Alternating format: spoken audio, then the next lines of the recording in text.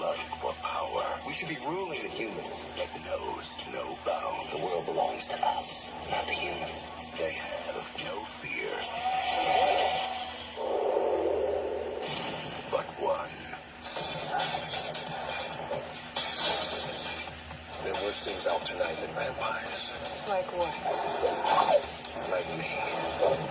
There's a war going on out there.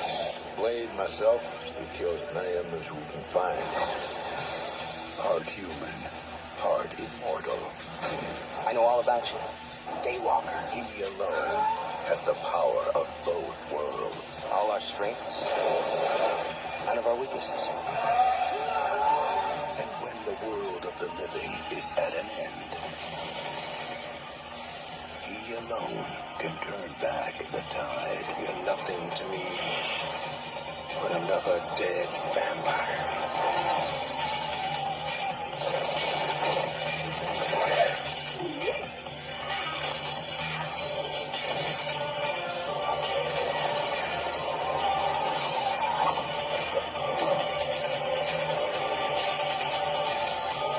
Wesley Snipes, Stephen Dorff. He makes the weapons. I use them. Blade.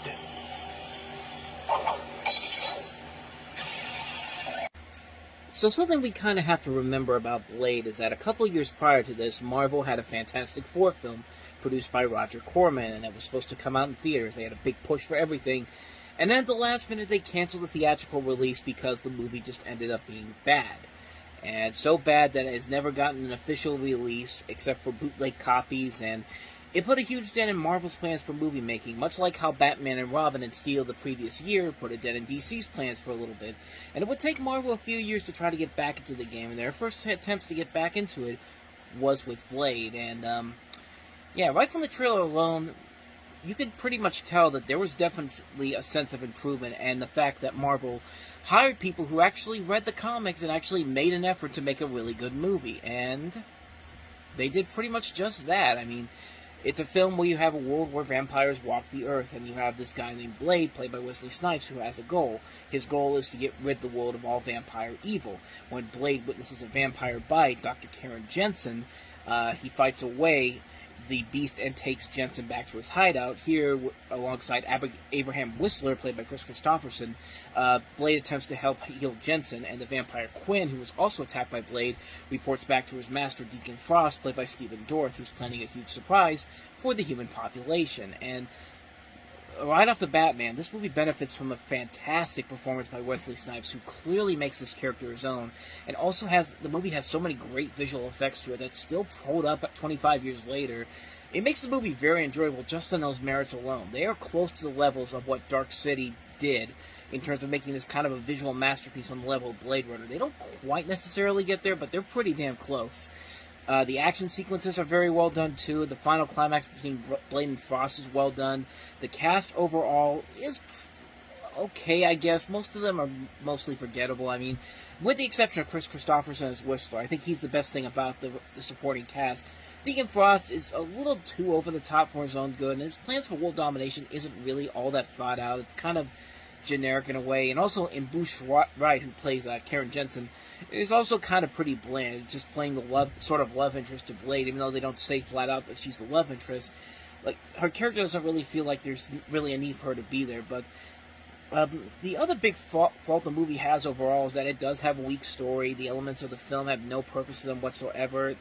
You expect much more in the scripting department for a character like this, but I mean, give it to Snipes and Christopherson for working with the material they had, because that made them the most memorable characters in the movie. And while Blade wasn't the thing that completely helped us forget the summer's double whammy of Batman and Robin and Steel, it did prove that comic book movies were far from dead and still had the potential for greatness that they would later show down the road. And Blade was the first film to really show that don't count out comic book movies just yet. I mean, we're not at that point yet where they became great, but we're getting pretty close. So Blade works just on those levels enough to recommend it. It's definitely something you should watch.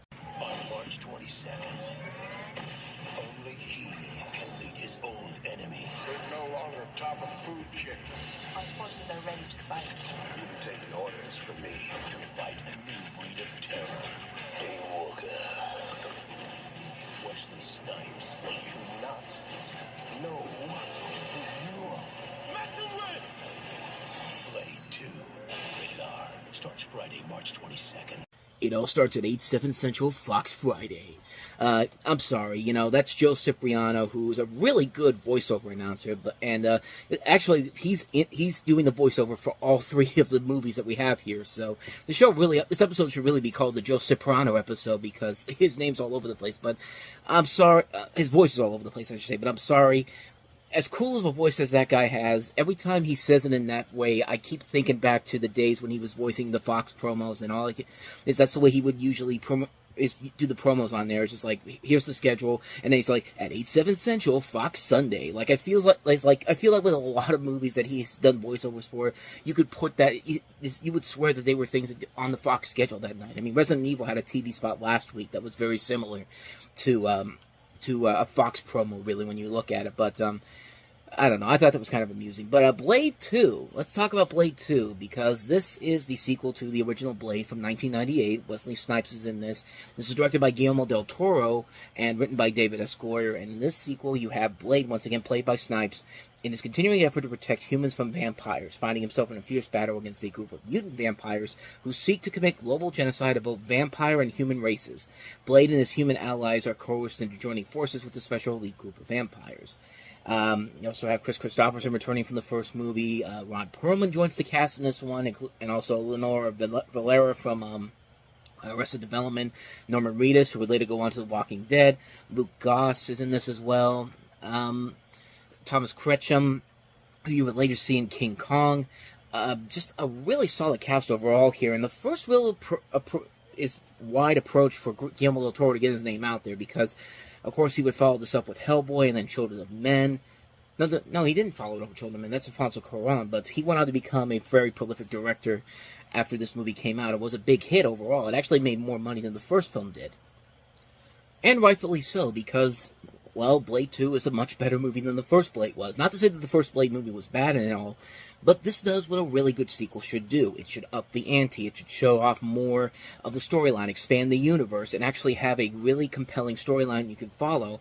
And I think this movie does a very good job of handling that. The movie is very, very well made. Wesley Snipes really shows that he was pretty much made to star in this role, and he really is the main thing that's keeping the movie afloat. And it's a shame that Blade Trinity ended it kind of on a sour note, but we'll eventually get to that one down the road. But Blade 2 was really a great film that really took more chances. It upped the ante from the first film. The visuals, I think, look a lot better. The action sequences overall are very good. There's a lot of great atmospheric aspects to it that Guillermo del Toro brings to the table. I mean, this is the guy that had just done The Devil's Backbone in the fall, and it's just a really damn good movie. I mean, it's a really fun film. You get so invested in what's going on with everyone in this, and you get invested in the spectacle, the visual aspects of the film. I mean, it's a really solid film that is definitely a step above the original film in particular. It has a lot of things about it that make it stand out more than the first film does. It's definitely the best of the Blade movies, and it's not even close by comparison. I mean, the first Blade movie is great. The second one, I think, is the topper, and then Blade Trinity kind of ends on a sour note. But again, we'll delve into that one in a couple years when we get to Blade Trinity, but Blade 2 is a really good film. I highly recommend it. And even if you weren't as keen on the first film as most people were, you can definitely find a lot to appreciate with Blade 2, and you also get to see a sneak preview of what Guillermo del Toro would eventually bring to the table with many of his other films he would make after this film. Not much more to say, man. Blade 2 really is a better better movie than the first Blade is. I think it is definitely the best of the Blade movies by a large comparison, and one you should definitely check out. Blade Trinity. There's nothing stopping them now. There's me.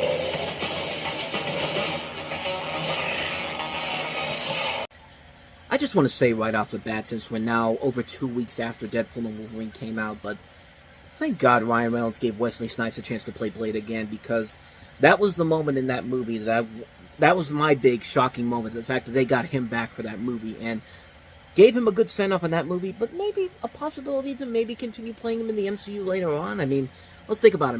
The Mahershala Ali Blade movie is still dealing with a lot of troubles. They can't stick with the director.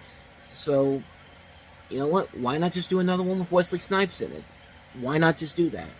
But then again, that's wishful thinking on my part. But Blade Trinity is one of those movies that was one of the more troubling productions of its time, and it wasn't helped by Wesley Snipes himself, because this was when Wesley Snipes was so unhappy with the film's script and the original choice of director, David S. Goyer, who had written all 3 films previously and was then selected to replace the original director of the film, which Snipes was completely against. He reportedly caused a lot of difficulty during filming, including frequently refusing to shoot scenes, often forcing director Goyer to use stand-ins and computer effects to add his character to scenes, which are very much visible in this movie. They didn't even bother to try to hide the fact that Wesley Snipes clearly was not in that particular scene. Patton Oswalt later said that Snipes would spend much of his time smoking marijuana in his trailer. He'd get violent between Goyer and after falsely accusing him of racism.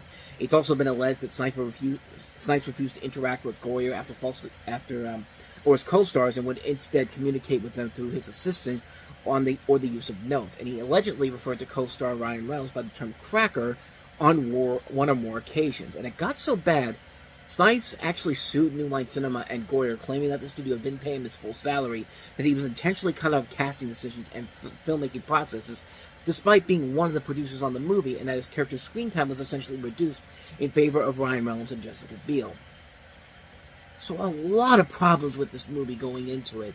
But when it was all said and done, did it actually help the film stop the film from having anything good of it? Let's take a look at the plot here.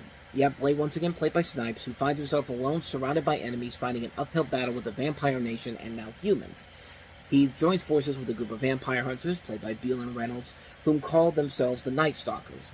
The vampire nation awakens the king of vampires, Dracula, played by Dominic Purcell, from his slumber with intentions on using his primitive blood to become daywalkers. On the other side is Blade and his team manifesting a virus that could wipe out the vampire race once and for all. In the end, the two sides will collide, with only one of them coming out victorious. A battle between the ultimate vampire, whom never knew defeat, facing off against the greatest vampire slayer. And the first 2 Blade movies found that perfect balance of brilliant visuals and a good story, as well as a likability towards our main character, especially Wesley Snipes. Here, that magic is gone, and the movie stumbles because we get a mediocre story, a lackluster visual feel, and just an overall unpleasant watching experience all the way through. And yeah, it's great to have somebody like Blade and Whistler back in here, played by Chris Christopherson, even though this is probably, the 3rd time he's died in these movies. Both Snipes and Christopherson managed to keep what we like about these characters in the first 2 films and bring it into this movie, even though, yeah, they're clearly struggling to keep up. Like, Ryan Reynolds as Hannibal King and Jessica Biel as Abigail Whistler, they're not bad in this movie, especially with how Reynolds plays the next Marvel superhero he plays, but we'll eventually get to that when we get to X-Men Origins Wolverine. I mean, everybody in the main cast isn't bad in here. Other than that, a lot of the new characters really do not serve much of a purpose. I mean, it's one of the biggest problems that Marvel has with most of its threequels, is that they add in way too many characters that serve no purpose to the story except for fan service. And trust me, we'll get to that one when we get to Spider-Man 3, because that's a perfect example of fan service just going completely overboard. The great visuals that were introduced in both movies are definitely left out here. There's nothing that really wowed me here like they did in the first 2 movies. And it falls apart in the story department towards the middle, and you can just tell when a movie is bad when they have to shoot multiple endings when they have no idea how to end this film. There's literally 2 different endings that contradict themselves, with different narrations by Ryan Reynolds, and it's just like, what is the point of this? Like, what was your end goal for this whole thing? They didn't have an end goal for it, and they just wanted to wrap this up and hopefully make as much money as they can, but you don't put a Blade... And the bottom line, the biggest problem of this movie is, you don't release a Blade movie around Christmas time, especially an R-rated superhero movie, because nobody is going to go see it at this time of the year. Nowadays, you could probably get away with it, but not in 2004. Not when superhero movies haven't reached that peak that they are at right now. Like, this is a terrible movie. This is not even a terrible movie, I would say. It's a film that you could clearly tell the production problems were heavily plagued by it. It's just a mediocre threequel. It's got a lot of problems to it. It's the least enjoyable of the 3 Blade films, and yet I don't hate it as much as the other movie.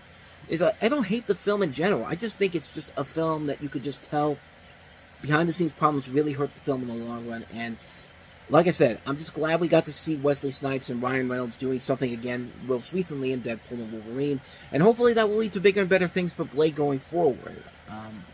Just wishful thinking on my part, but Blade Trinity is one you can easily skip, quite honestly. It's not even that it's a bad movie. It's just a very underwhelming sequel, especially compared to the first two movies in general. It just shows that David S. Goyer just needs to never direct another movie ever again, because, man, he's a great writer, but when he directs a movie, it's just like, I don't know what happens to him. When he gets writing and directing controls, it's just like all that talent he has as a writer just goes slowly downhill.